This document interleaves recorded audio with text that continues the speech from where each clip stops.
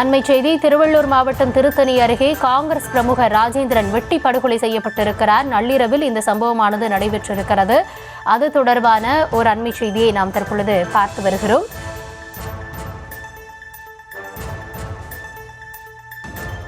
காங்கிரஸ் பிரமுகர் நள்ளிரவில் வெட்டி படுகொலை செய்யப்பட்ட சம்பவம் பரபரப்பை ஏற்படுத்தி இருக்கிறது. விரிவான விவரங்களுக்காக இணைகிறார் எம்முடைய செய்தியாளர் செந்தில். செந்தில், என்ன நடந்தது? விரிவான விவரம்.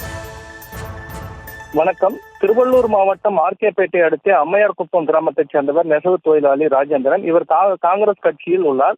நள்ளிரவு 12 மணி அளவில் ராஜேந்திரன் என்பவர் தறி மிஷின் ஓட்டிக் கொண்டிருந்தார். பின்பு சிறுநீரகம் கழிக்க அவர் வீட்டு பின்புறம் சென்றார். அப்போது மர்ம நபர்களால் அவரை வெட்டி கொலை செய்யப்பட்டுள்ளது.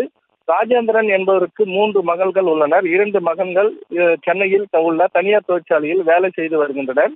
வீட்டில் இருந்துள்ளார். இவருடைய மனைவி 12 மணி அளவில் ராஜேந்திரன் காணவில்லை என சிறிது நேரம் வீட்டில் பின்புறம் சென்று பார்த்துள்ளார். ஆனால் இவர் இருக்கும் இடம் தெரியாததால் மறுபடியும் வீட்டிற்கு சென்று தூங்கிவிட்டார்.